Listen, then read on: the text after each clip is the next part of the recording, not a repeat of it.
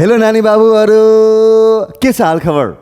आज हामीले क्लास 12 को अकाउन्टबाट क्यास फ्लो स्टेटमेन्टको हामीले सेकेन्ड डेको भिडियो लिएर आएको छौँ र आजको सेकेन्ड डेको भिडियोमा हामीले पास्ट इयरको चाहिँ हामीले इम्पोर्टेन्ट क्वेसन चाहिँ हामीले सोल्भ गर्नेछौँ।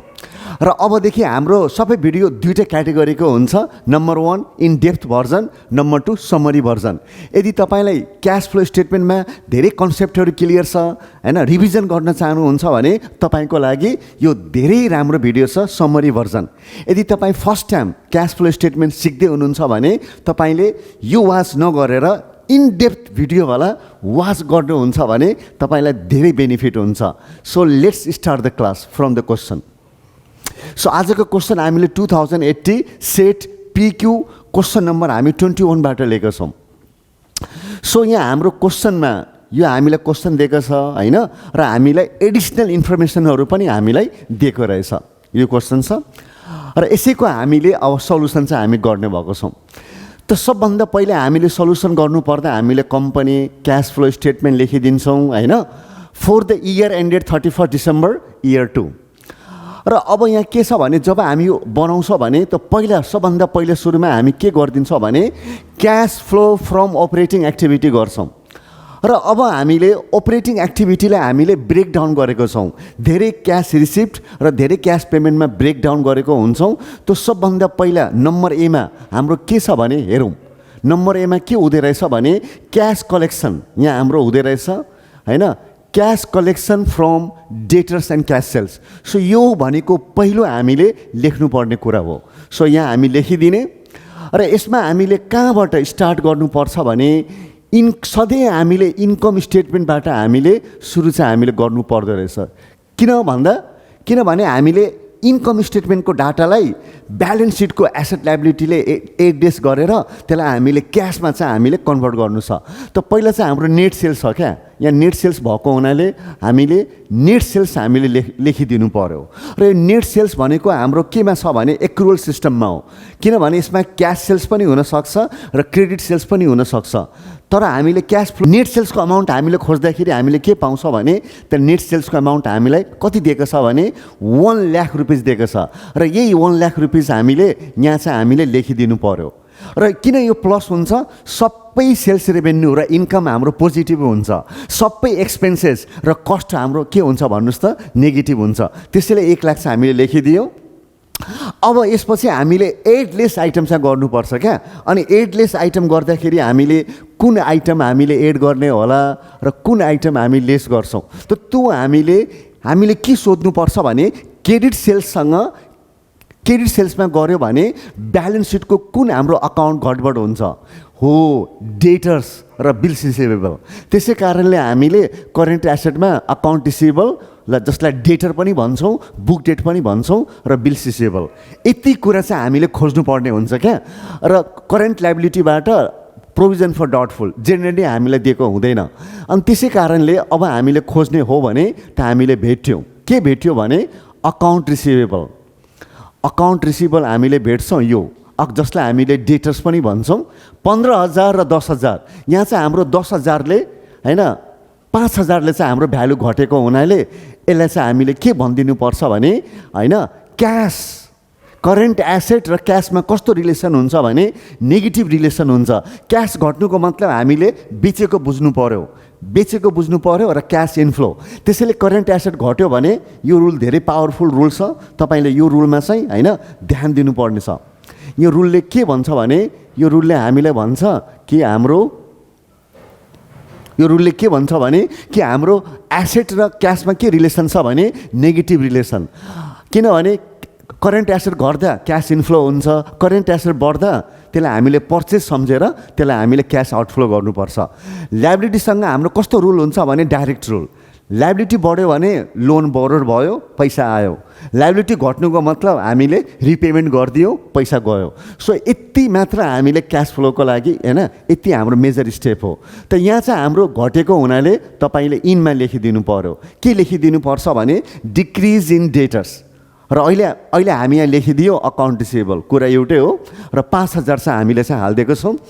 र यसपछि अब हामीले के गर्नु छ भने नेक्स्ट आइटममा हामीले जाने हो भने त नेक्स्ट आइटममा हामीले के पाउँछ भने बी बी नम्बरमा हाम्रो cash payment to creditors of goods and services. त यही कुरा चाहिँ हामीले खोज्नु पर्नेछ। कहाँबाट खोज्ने? स्टार्टिङ आइटम सधैँ हाम्रो कहाँबाट हुन्छ भने इन्कम स्टेटमेन्टबाट हुन्छ क्या। त्यसै कारणले गर्दा पहिला हामीले के गरिदिनु पर्छ भने हैन लेखिदिनु पर्यो cash payment to creditors of goods and services. अनि कहाँबाट सुरु गर्ने होला? सुरु गर्दाखेरि हामीले कस्ट अफ गुड्स सोल्डबाट हामीले सुरु गर्छौँ।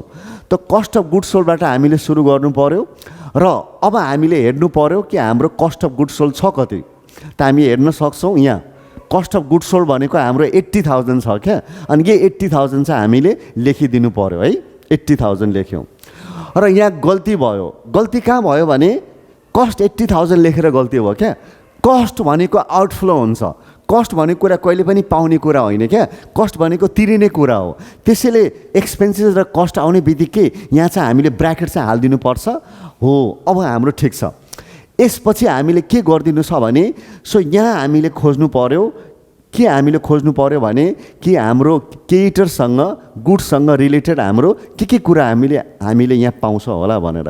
त यसको लागि हामीले हेर्न सक्छौँ हामी के पाउँछ भने करेन्ट लायबिलिटीबाट अकाउन्ट्स पेबल क्रेडिटर्स खोज्नु पर्यो, बिल्स पेबल खोज्नु पर्यो र करेन्ट एसेटबाट हामीले इन्भेन्ट्री र स्टक चाहिँ हामीले खोज्नु पर्नेछ हैन। त्यसै कारणले गर्दा अब हामीले करेन्ट लायबिलिटीमा हामीले क्रेडिटर्स भेट्यौँ र यतातिर एसेटमा स्टक भेट्यौँ। के भयो त स्टक हाम्रो घट्यो। एसेट घट्नुको मतलब हाम्रो मान्यता के हुन्छ भने कि हामी बेचेको रहेछ, क्यासमा कन्भर्ट भएको रहेछ। त्यसै कारणले एसेट घट्नुको मतलब हेर्नुहोस् एसेट घट्नुको मतलब हाम्रो क्यास इन्फ्लो भयो हैन। त्यसैले हामीले के भनिदिनु पर्छ भने यहाँ डिक्रिज हैन। हामीले यहाँ भनिदिनु पर्ने के छ भने यहाँ डिक्रिज इन इन्भेन्ट्री। स्टक लेख्दा पनि हुन्थ्यो।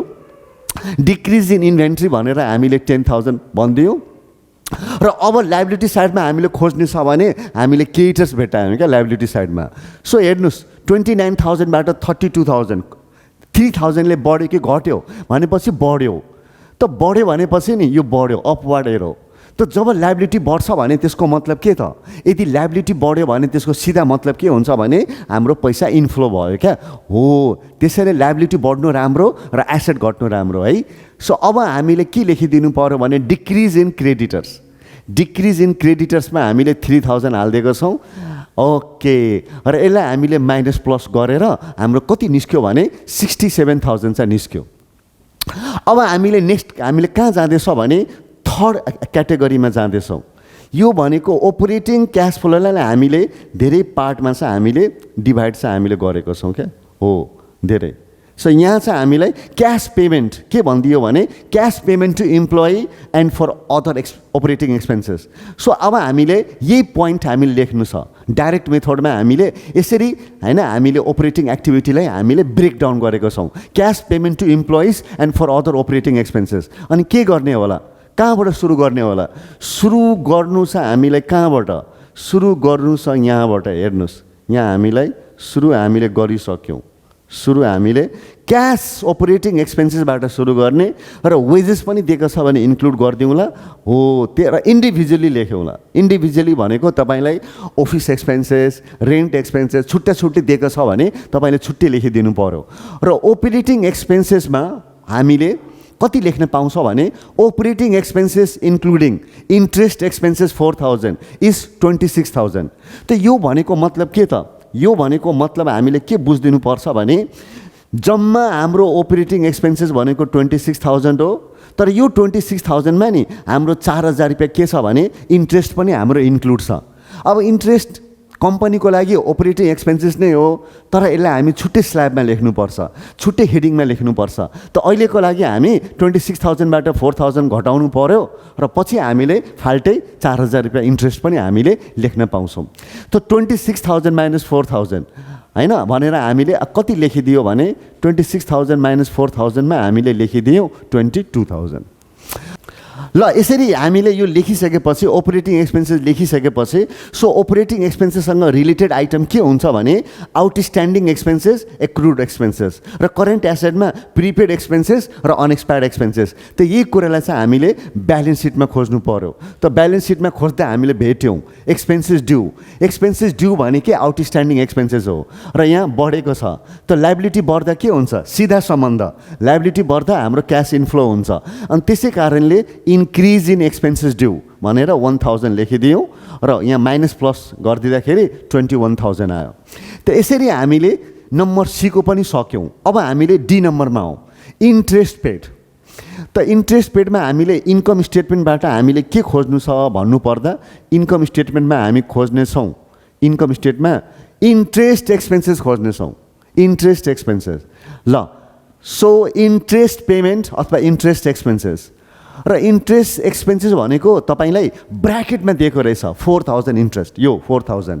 त्यसै कारणले हामीले के गरिदिनुपर्छ भने यहाँ चाहिँ हामीले 4000 लेख्नु पर्यो र अहिले नै हामी हेरौँ न के हामी चेक गरिहालौँ भने कि इन्ट्रेस्टसँग रिलेटेड ब्यालेन्स सिटमा हामीले के खोज्ने हो त।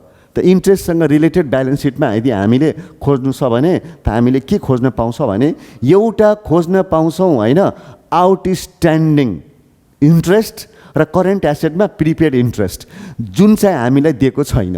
त नदिएको हुनाले हामीले के ठान्नुपर्छ भने यसमा एडलेस आइटम नै छैन, त्यसैले डाइरेक्ट यसलाई हामीले अमाउन्ट कलममै इन्ट्रेस्ट पेमेन्टलाई चाहिँ हामीले लेखिदिनु पऱ्यो क्या, किनभने एडलेस आइटम छँदै छैन। र यति गरिसकेपछि नि अब हामी नेक्स्टमा आयौँ, ट्याक्स पेडमा आयौँ। ट्याक्स पेडमा त यो हामीले ट्याक्स पेडमा कहाँबाट हामीले खोज्नु पर्ने छ भने सो ट्याक्स पेडमा हामीले ट्याक्स एक्सपेन्सेसबाट खोजौँ, छैन भने प्रोभिजन फर ट्याक्सबाट हामीले खोज्नु पऱ्यो क्या, छैन भने यो दुईवटा कुरा। सो अब हामीले इन्कम स्टेटमेन्टमा गयौँ भने त हामीले ट्याक्स एक्सपेन्सेसको जानकारी हामीलाई दिएकै छैन। त ट्याक्स एक्सपेन्सेस नदिएको हुनाले अब आउटस्ट्यान्डिङ ट्याक्स यहाँ पनि खोजिदिउँ, लायबिलिटीमा छैन, एसेट साइडमा एडभान्स ट्याक्स छैन, छैन भने हामीले ट्याक्स लेख्नै पर्दैन। तर अहिले हामी ट्याक्स पेमेन्ट लेखिसक्यौँ, त यो कारणले गर्दा हामीले 0 चाहिँ भनिदिनु पऱ्यो क्या, अनि सक्यो। अनि त्यसपछि हाम्रो के आउँछ भने इन्ट्रेस्ट एन्ड डिभिडेन्ड रिसिप्ट। एउटा कुरा तपाईँले के बुझ्नुपर्छ भने इन्ट्रेस्ट डिभिडेन्ड रिसिप्ट कहाँ लेखिन्छ? इन्कम स्टेटमेन्टमा, आम्दानी इन्कम स्टेटमेन्टमा। त यो हाम्रो अपरेटिङ एक्सपेन्सेस नै हो। त्यसै कारणले हामीले के गरिदिनुपर्छ भने सो अब यहाँ खोज्नु पऱ्यो, ला छैन, छैन भने छोडिदिनुहोस्, हामी लेख्नै पर्दैन। र लास्ट आइटममा हाम्रो के छ भने cash from extra ordinary item.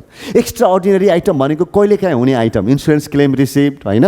Extra ordinary आइटममा धेरै हुँदैन, इन्सुरेन्स क्लेम रिसिप्ट हुन्छ, सर्ट टर्म ब्रोइङ भनेको सर्ट टर्म लोन हुन्छ होइन, र यहाँ इन्सुरेन्स रिसिभेबल हुन्छ। सो भनाइको मतलब हामीले के बुझिदिनु पर्ने छ भने यो भनेको कहिलेकाहीँ तपाईँलाई क्वेसनमा दिन सक्छ होइन। त अहिलेको क्वेसनमा नदिएको हुनाले यसलाई पनि हामीले हटाइदियौँ। र अब सबैलाई हामी एडलेस गरिदिने हो भने त यहाँ होइन 13,000 आयो, जुन चाहिँ प्लसमा आयो। प्लस आयो भने यहाँ भनिदिनु होला नेट क्यास इन्क्रिज्ड अथवा नेट क्यास प्रोभाइडेड भनेर भनिदिनु पर्यो। र अब हामी कहाँ थाल्दैछ भने कहाँ जाँदैछ भने cash flow from investing activity. Investing भनेको लङ टर्म एसेट, फिक्स एसेटलाई भन्छौँ। त्यसै कारणले गर्दा हामी के गरिदिउँ भने सो यहाँ फिक्स एसेट हामीले खोज्नु पऱ्यो, भेट्यौँ, फिक्स एसेट हामीले भेट्यौँ। तर फिक्स एसेट त हाम्रो यहाँ पनि रहेछ। ओहो, फिक्स एसेटमा हामीले दुईवटा कुरा मात्र हामीले लेख्नु पर्ने हो। के तपाईँलाई थाहा छ? फिक्स एसेटमा पर्चेस र सेल्स मात्र लेखिनु पर्ने हो। अरू फिक्स एसेटसँग ओपनिङ, क्लोजिङ, डिप्रिसिएसन होइन केही मतलब छैन। तर यहाँ हामीलाई यहाँबाट हेर्ने हो भने हामीले के पाउँछ भने फिक्स एसेटको भ्यालु बढेको छ। भ्यालु बढ्नु भनेको मतलब पर्चेज हो क्या, भ्यालु बढ्नेको पर्चेज। र हामीलाई पर्चेजको भ्यालु दिएकै छ 29,000, यहाँ 15,000ले बढे पनि यहाँ 29,000 दिएको छ। यसको मतलब कम्पनीले बढी किनेको होला, डिप्रिसिएसन चार्ज भएर थोरै आयो। सो अब हामीलाई योसँग कुनै सरोकार छैन। यसलाई अब ब्यालेन्स सिट क्यास फ्लो स्टेटमेन्टमा यसको डिफरेन्स नदेखाउने, डल्लै हामीले फिक्स एसेट पर्चेज भनेर हामीले कति देखाइदिनु पर्छ भने यहाँ पर्चेज अफ फिक्स एसेटमा हामीले 29,000 लेखिदिनु पर्यो। र अर्को फिक्स एसेट नभएको हुनाले यसलाई हामीले अहिले नै नेगेटिभमा आएको हुनाले सिङ्गल आइटम भएको हुनाले यसलाई के भनिदिनु पर्यो भने fix net cash used by investing activity. र अब हामी लास्टमा आइसक्यौँ होइन क्यास फ्लो फ्रम फाइनेन्सिङ भनेकै मतलब होइन कुन कुन सोर्सेसबाट लङ टर्म कर्जाहरू लाइबिलिटीहरू हामी लिएका छौँ। त्यसको लागि त हामीले खोज्ने हो भने दुईवटा भेट्यौँ, लोन पनि लङ टर्म लाइबिलिटी हो र सेयर क्यापिटल। र दुईवटामा कुन चाहिँ गरिदिँदा भने पहिला हामी सेयर क्यापिटलले गरिदिउँ न त पहिला हामी सेयर क्यापिटललाई गरिदिने हो भने के भयो त सेयर क्यापिटल इन्क्रिज भयो। त हामीलाई थाहा छ this is very powerful formula, liability बढ्नुको मतलब क्यास इनफ्लो भयो। त हामी 10,000ले हाम्रो क्यास इनफ्लो भयो र सेयरसँग रिलेटेड सेयर प्रिमियम पनि हेर्नुपर्छ क्या हामीले। प्रिमियम भनेको नि फेस भ्यालुभन्दा बढीमा बेच्नु, डिमान्ड बढी भएर त नदिएको हुनाले हामीले के बुझ्नुपर्छ भने सेयरलाई हामीले नि दाममै पार भ्यालुमै बेचेको छौँ। इस्यु अफ सेयर क्यापिटल भनेर 10,000 लेखिदिनु पर्यो। र अब हामी लोनको कुरा गरौँ त लोनमा हामी के पाउँछ भने लोन पनि हाम्रो बढेको छ नि त होइन। सो लोन हाम्रो बढेको हुनाले लाइबिलिटी बढ्यो, क्यास इन्फ्लो भयो। त क्यास इन्फ्लो भयो भने यहाँ पनि तपाईँले के लेखिदिनु पर्नेछ भने लोन बोरोड 18,000। र अब हाम्रो एउटा आइटम बच्छ, यो सबैमा टिक ल्याउनुको पर्पज के छ भने हामी सबै गरिसक्यौँ, दुईवटा बाँकी छ, रिटेन अर्निङ बाँकी छ र क्यास एट ब्याङ्क बाँकी छ। त रिटेन अर्निङमा यो लेख्नै पर्दैन, यो लाइबिलिटी नै होइन, यो त हाम्रो प्रॉफिट हो। तर retain earning is the source of payment of dividend. तो अब हामीले के बुझ्नुपर्छ भने रिटेन अर्निङको लागि नै हामीले क्यास डिभिडेन्ड दिएको छ। यदि हामीले क्यास डिभिडेन्ड नदिएको भए अनि हामीले रिटेन अर्निङबाट क्यास डिभिडेन्ड हिडन एडजस्टमेन्टमा हामीले निकाल्नै पर्थ्यो। र यहाँ त हामीलाई प्रभु कृपा भयो, क्यास डिभिडेन्ड दिएकै हुनाले यसलाई अब इग्नोर गरिदिनुहोस्, यसमा इन्क्रिज डिक्रिज के भयो कुनै सरोकार हामीलाई छैन। सिधै हामीले डिभिडेन्ड भनेर यहाँ चाहिँ पेमेन्ट अफ डिभिडेन्ड भनेर हामीले 7,000 चाहिँ लेखिदिनु पर्यो। कसैले के भन्छ सर डिभिडेन्ड रिसिभ गर्दा अपरेटिङमा लेख्ने हुन्छ, डिभिडेन्ड पेड गर्दा किन फाइनेन्सिङमा? किनभने डिभिडेन्ड रिसिभ पिएल एकाउन्टमा आउँछ, पिएल एकाउन्टमा। तर डिभिडेन्ड पेड होइन भनेको पिएल एप्रोप्रिएसन एकाउन्टमा आउँछ क्या, पिएल एप्रोप्रिएसन एकाउन्ट। त्यसै कारणले यो फाइनेन्सिङ एक्टिभिटीमा हामीले गरिदिनुपर्छ। अब यति गरेपछि नि अब हाम्रो सबै सक्यो। अब हामीले क्यास एट ब्याङ्क अन्तिममा लेखिने हो, अन्तिममा चेक गर्नको लागि क्यास रिकन्सिलिएसन भएको छ कि छैन। त हामीले के गरिदिनु पर्यो छैन, पहिला यसलाई टोटल गरिदिउँ है। यो प्लसमा आएको हुनाले net cash provided by financing होइन एक्टिभिटी भनेर भनिदियो। अब हामीले तिनटै एक्टिभिटीलाई जोडिदिउँ। तिनटै एक्टिभिटी भनेको यो अपरेटिङमा हाम्रो कति आएको थियो, अपरेटिङबाट 13,000 आएको थियो होइन, इन्भेस्टिङमा 29,000, फाइनेन्सिङमा 21। यो तिनटैलाई जोडिदिँदा र जोडेर कति आउँछ हेर्नुहोस् त 5,000। 5,000 प्लसमा छ कि माइनसमा छ? प्लसमा भएको कारणले गर्दा यहाँ तपाईँले के भनिदिनु पर्यो भने इन्क्रिज, नेट क्यान इन्क्रिज, माइनसमा आएको भए डिक्रिज भनिदिन्थ्यो। अब यसमा हामीले क्यास एट ब्याङ्कको ब्यालेन्स रिकन्सिलिएसन भयो कि भएन भनेर चेक गरौँ। त ओपनिङ ब्यालेन्स 25,000 यहाँ चाहिँ हामीले राखिदिनु पर्यो, 25,000 जोडिदिनु पर्यो क्या। 5,000 प्लस 25,000 र यहाँ जोड दिँदा कति आउनुपर्छ भने हामीले जोड्नु पनि पर्दैन। कति आउनुपर्छ भने यो जुन हाम्रो छ नि क्लोजिङ कति छ भन्नुहोस् त 30,000, त्यही 30,000 चाहिँ यहाँ हाम्रो चाहिँ तलतिर आउनै पर्छ। र अब चेक गर्नुहोस्, हामी चेक एकचोटि फेरि हेरिहालौँ, क्लोजिङ 30,000 छ होइन, रिकन्सिलिएसन भयो। जसरी हामीले सिआरएसमा हामीले होइन प्रॉफिट एज पर होइन हामी cost account profit as per PL एकाउन्टलाई रिकन्सिलिएसन गर्छौँ, रिकन्सिलिएसन भयो, इक्वल भयो। So thank you for watching the video. If you like this video then please subscribe होइन। तपाईँ धेरैजना यस्तो हुनुहुन्छ जुन वाच गर्नुहुन्छ सब्सक्राइब गर्नुहुन्न। तपाईँको लागि एउटा सब्सक्राइब गर्दा केही फरक पर्दैन, but it means a lot to us होइन। Thank you, see you next time.